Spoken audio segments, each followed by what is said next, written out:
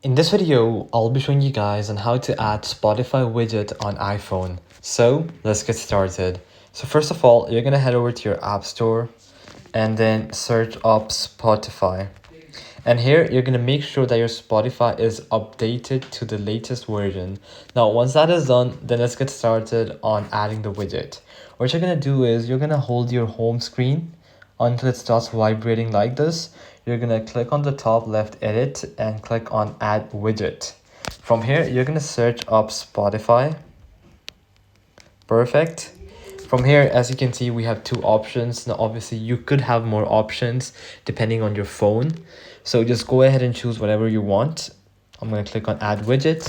Then obviously I can adjust the size. I can even move it to different positions by holding it. So you can go ahead and play around with it, and you can just click on done. And as I click on the play button, it's obviously going to open Spotify up for me, and I can go ahead and start listening to any songs on the go. So alright guys, that'll be it for the video. I hope that it helped you out, and I'll be seeing you guys next time. Peace out.